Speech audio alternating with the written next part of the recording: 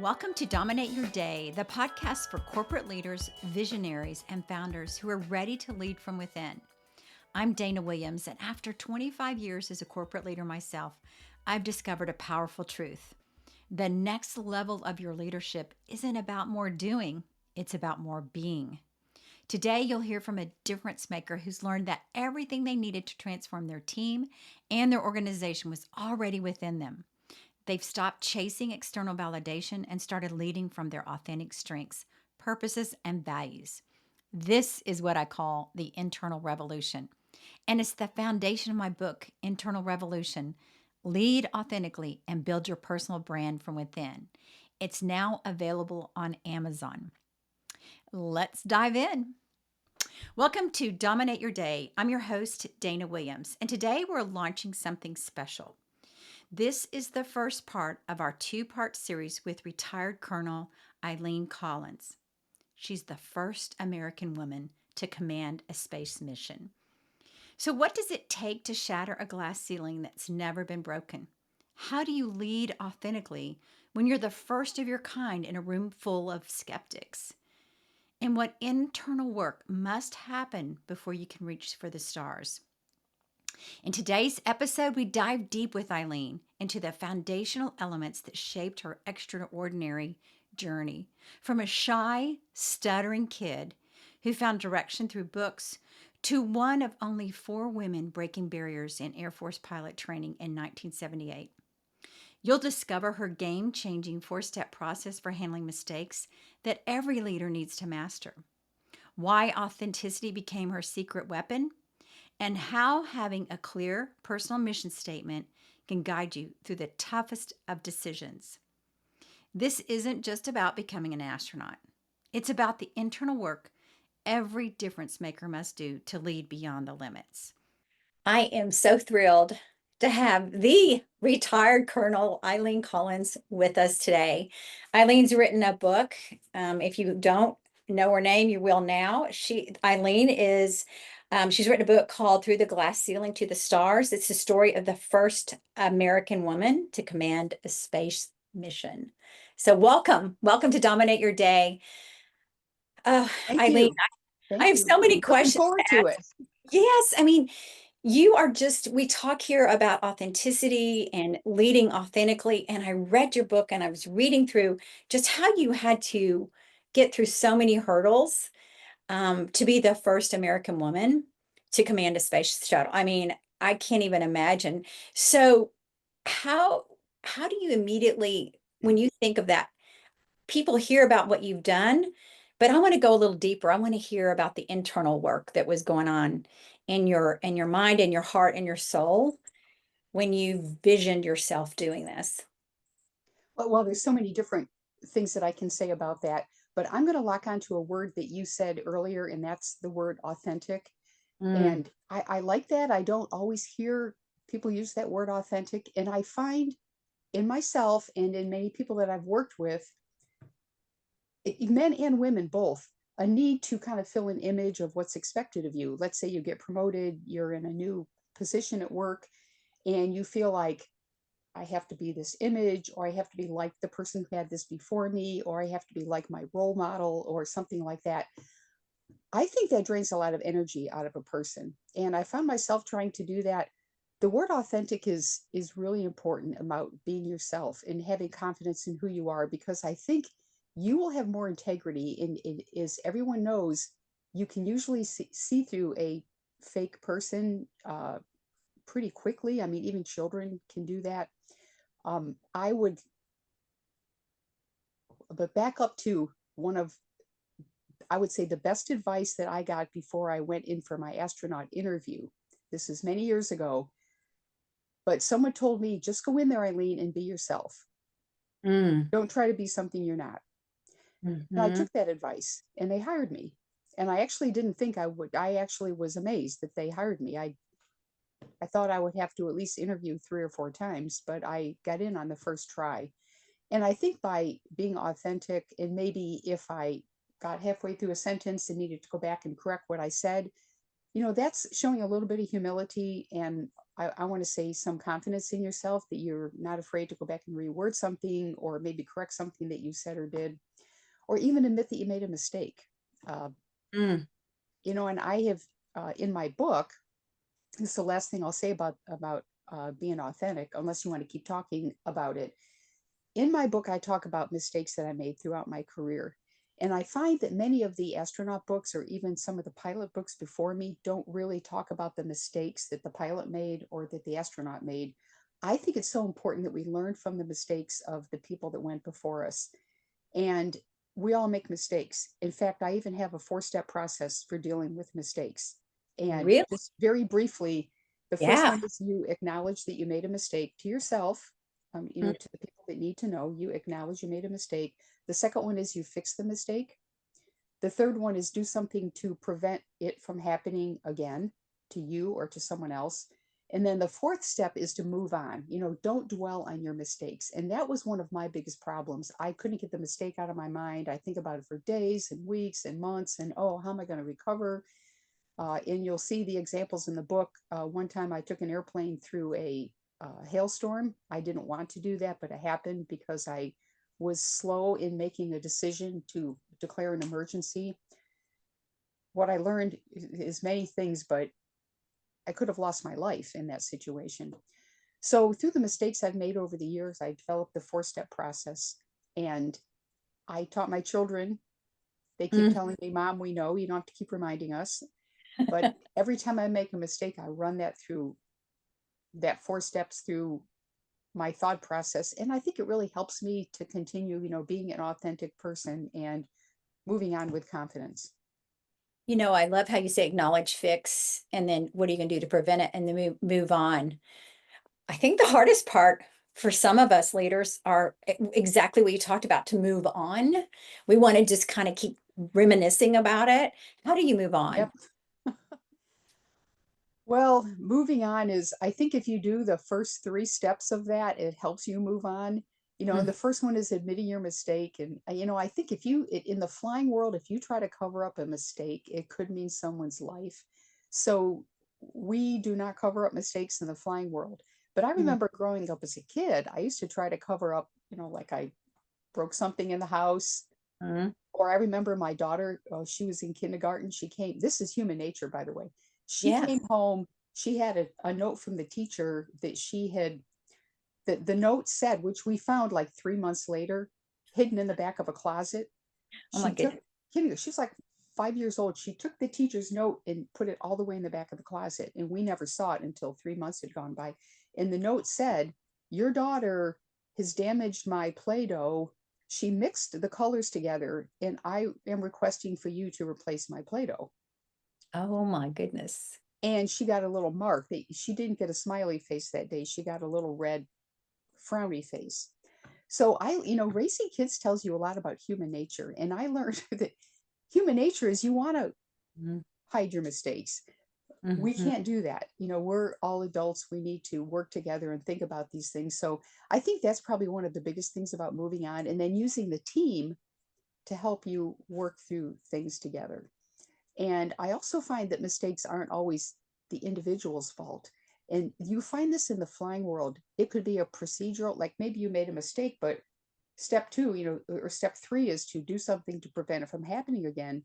Maybe there was something missing from the procedure that you were supposed to memorize, but that's asking too much. I think that if you have, and I'm a very procedural person, I like to write things down. I have lists, I have procedures, and you want to make sure that whatever is written for the employee, or whatever your job position is, that isn't missed in the paperwork. So there's probably something that can be done. So you don't always want to blame yourself. So I think that's how I'd answer the question, moving on and doing Mhm. it together as a team, and always keep that vision of what are we doing? Where are we going? What Mhm. is the mission statement of my company? What is the mission statement that I have for myself in my personal life? And always get back to that mission statement.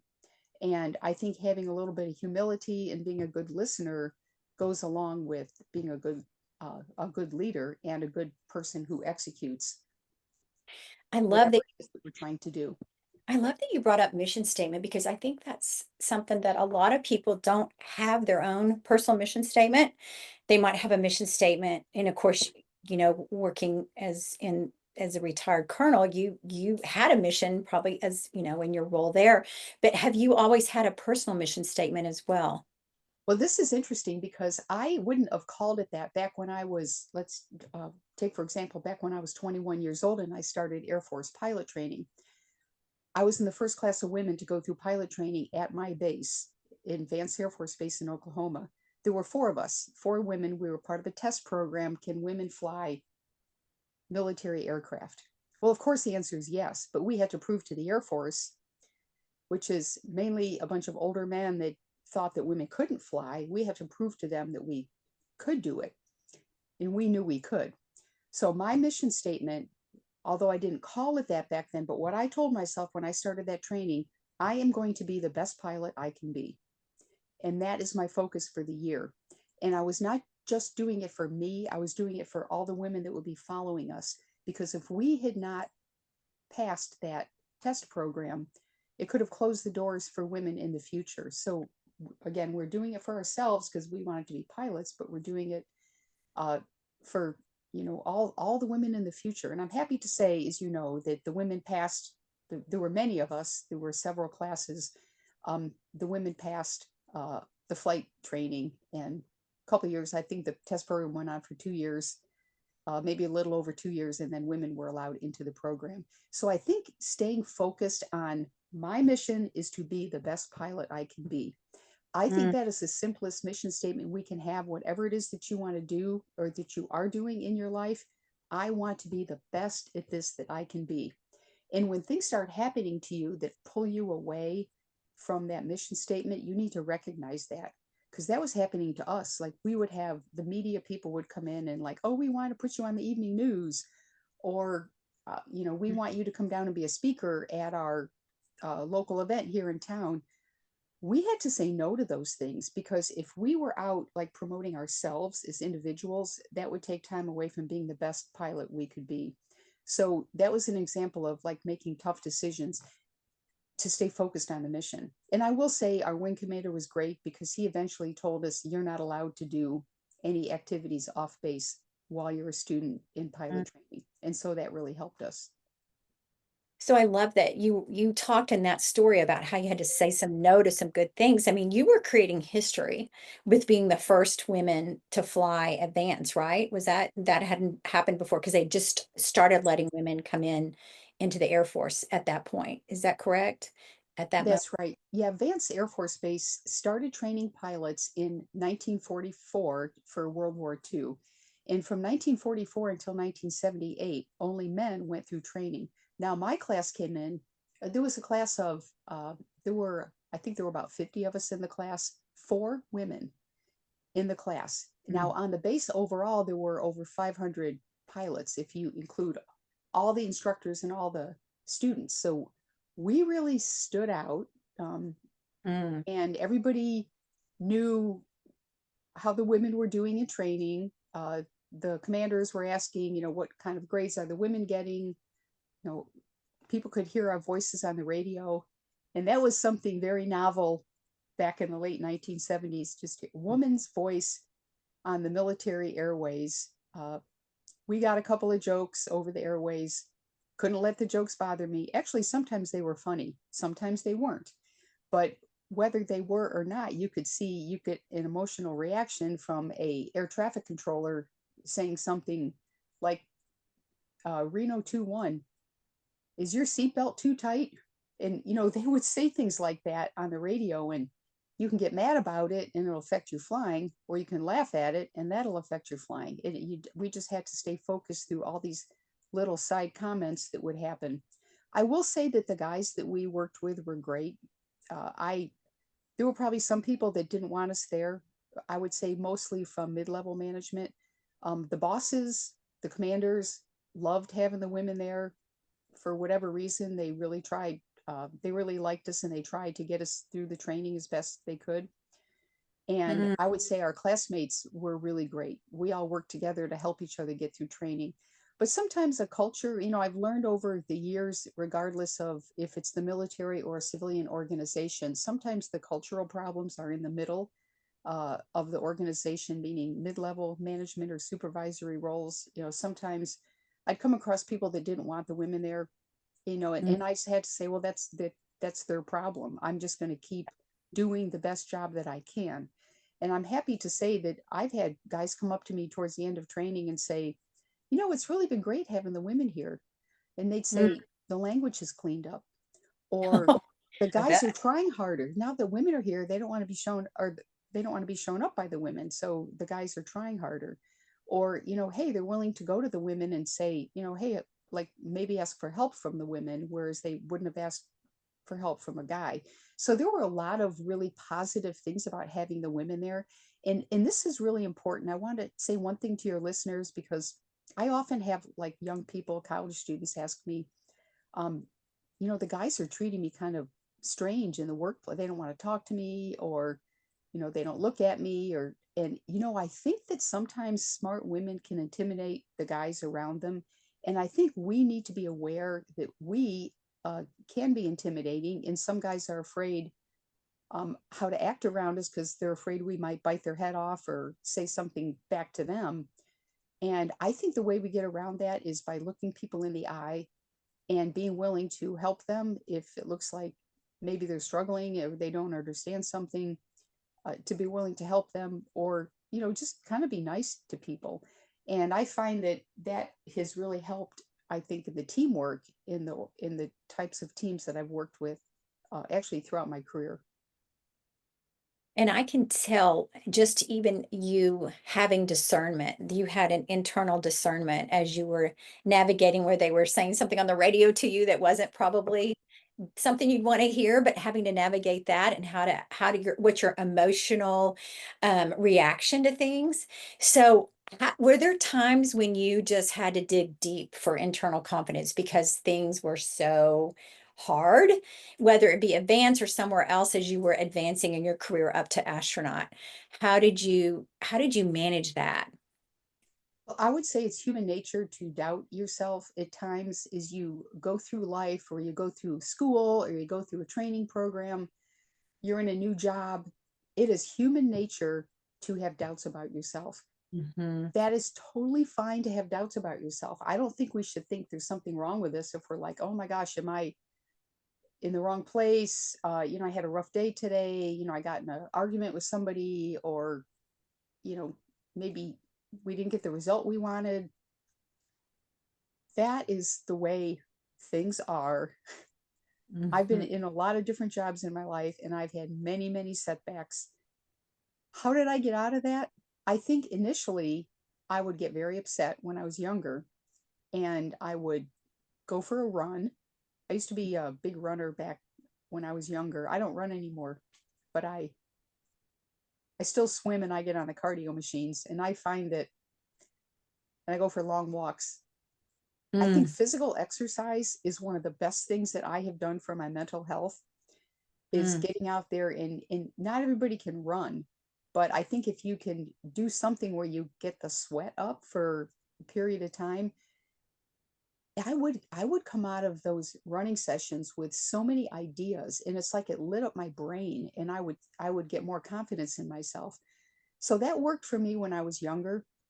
And again, not everybody can get out there and run, but I think you can go to the gym and get on a treadmill. It's just amazing how good that is for our mental health and our emotional health.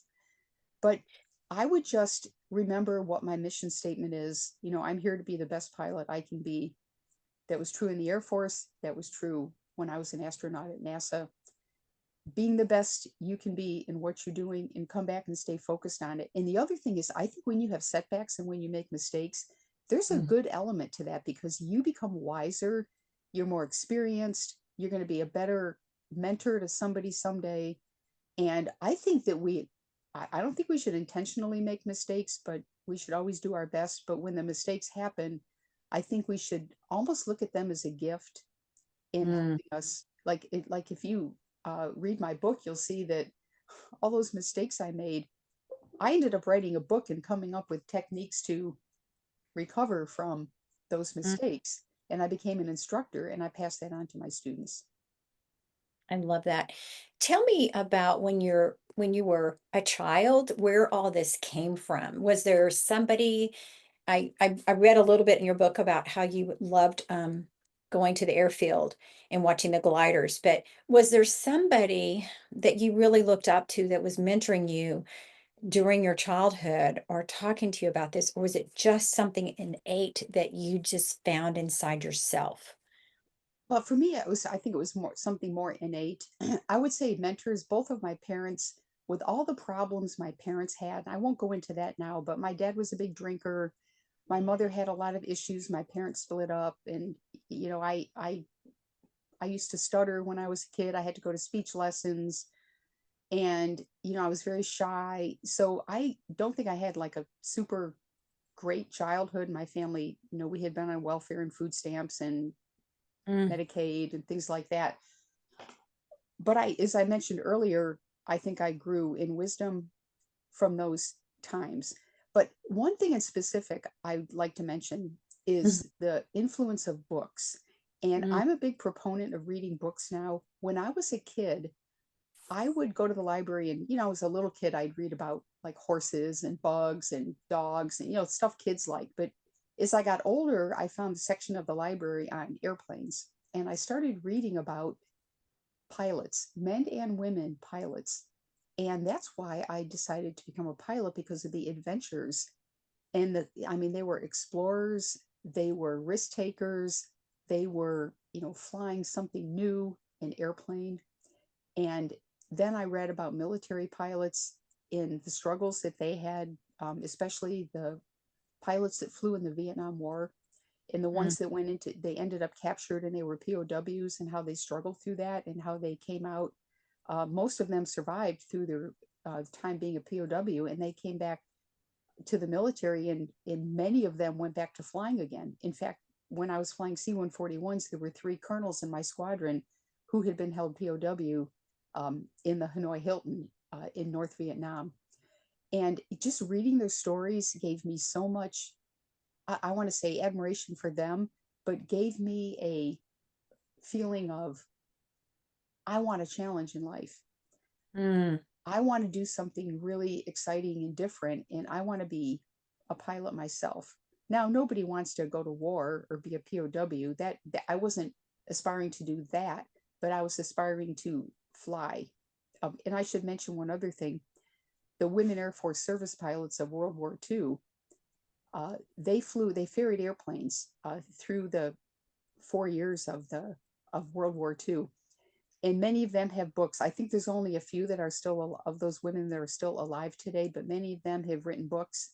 And I also read about the what they used to call the Powder Puff Derby, where the mm. women would air race back in the 1920s, and there were some really cool women that. So I would say books were a huge influence on me. And today I try to encourage young people, boys and girls, to put the phone down. For you need your phone, but I Mm, think we spend too much time on our phone. And I tell them phones make you dumb and books make you smart. So mm. limit your time on the phone and read more books. I read science fiction. I and I just loved reading science fiction about what could be.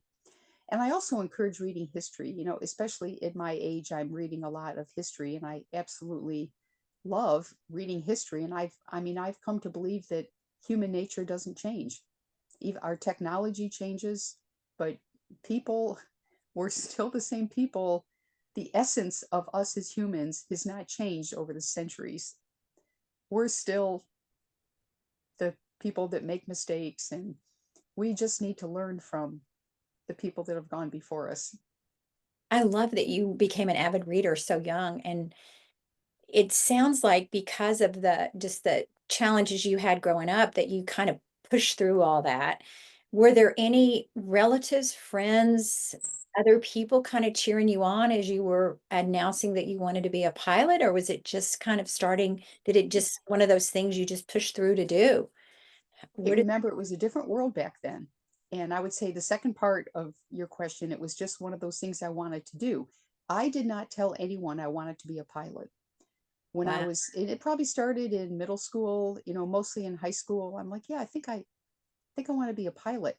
I was afraid that they were, now remember at the time, this is the 1970s, and there were very few women pilots. In fact, Yeah. the people in my hometown probably didn't know a single woman pilot. And I didn't want them to say, what are you, what's wrong with you? You can't do that. You're a girl. And so I never told anybody. And I just started working this on my own. And I was just like listening to the stories on, sorry about that. You're going to have to edit that out. Let That's me go fine. back and start over. Okay. I That's fine. thought I got rid of that, but I didn't. No, you're fine. You're fine. It's good. Okay. Okay. So I'm gonna go back. Yeah. We Uh, can start them. Yeah. so I did not tell anyone that I wanted to be a pilot. And the reason is I didn't want people to say to me, you can't do that. You're a girl, Mm. because there were so few women pilots back then. So I didn't tell anybody. I never really had a mentor other than the people in the books that I was reading about. Mm. I would say my first vocal leap into flying was in between my junior and senior year in college. The Air Force had just opened up flight training to women. And as I mentioned earlier, there was a test program, and I could apply to that test program. So I knew that for me to be competitive in the upcoming Air Force test program, I needed to go get some flying time. So I had saved up money from my part time jobs, and I went to my local airport and asked them to teach me how to fly. I had to tell my parents I was doing that. And I told them, and they were like, really? What do you want to do that for? But they never told me I couldn't do it. Mm. And I really don't remember them saying, oh, that's great, go for it. I think they were just maybe a little bit in awe that their daughter just out of nowhere decided she wanted to fly. I don't think they knew what to do with that. So they just kind of watched me go, and I took the flying lessons, accumulated, I soloed out within, about 8 hours of flying. I did my first solo, Wow. started doing cross countries, I passed my ground test and etc. And that helped me get into the Air Force flight training program. And, my parents, I would say they were supportive in that they never told me I couldn't do it. But again, growing up in a small town, the Yeah. only real mentors I would have were my instructors. And, one of them was AJ Davis, who he was my first instructor, and he had been an F4 pilot in Vietnam. And when I found out about that, I'm like, whoa, he became my hero. Like, you flew F4s? I'm like, that's really impressive. But he taught me to fly the Cessna 150. And in that little airport, Elmira Corning in upstate New York, and got me soloed out before I went into the Air Force. So, long answer to your question, but when you're the first doing something, there really aren't a lot of mentors out there. I think that mentoring is really important, because if you think about the number of women back in those days that never went into flying, they really didn't have any role models, unless you read books or knew who the women Air Force service pilots were, or unless you happened to notice that there was a woman airline pilot. There were so few of them back then. It was just something you didn't even consider. Back in those days, I graduated from high school in 1974. You could be the big job. You could be a nurse, a teacher, a sister, like a nun in the religious field, or a secretary. And those were kind of the four big ones that we would choose from. But now there's, for women, there's really no limits. I mean, you can doctor, lawyer, airline pilot, engineer. You can go into science, astronomy. I could just go on and on. There's so many. Uh, it's all open, and I It's honestly don't think we should take it for granted. And I think as women, we really need to continue to show how that we are competent in what we do. And I think that's just the world that we live in. I love how you had that internal kind of wisdom not to tell everybody right away when you were doing it until you start taking the course, and then just that your parents didn't like say don't do it, but they didn't get all excited. The foundation has been laid. Eileen's story shows us that breakthrough leadership begins with authentic self knowledge, a clear personal mission, and the courage to face our mistakes head on. Her 4-step process, acknowledge, fix, prevent, move on, isn't just about flying, it's about leading in any arena where the stakes are high. But this is just the beginning of her journey. How do you evolve your leadership when tragedy strikes? What does it take to command a team when lives depend on your decisions? And how do you balance leading at the highest levels while raising a family? Join us next week for part 2, Command Under Pressure, Leading Through Crisis and Into History, where Eileen takes us inside the Columbia tragedy, her evolution as a commander, and the moment she made history as the first American woman to command a space mission. Here's your action challenge from today's episode. Define your personal mission statement. You can use Eileen's framework, or you can use what we have in The Internal Revolution, which is a book I just launched in September. And we show you step by step how to build your own personal mission statement. So write it down and just honestly assess what you're saying no to in order that you can have a true mission statement and stay true to that mission. Until next time, keep dominating your day.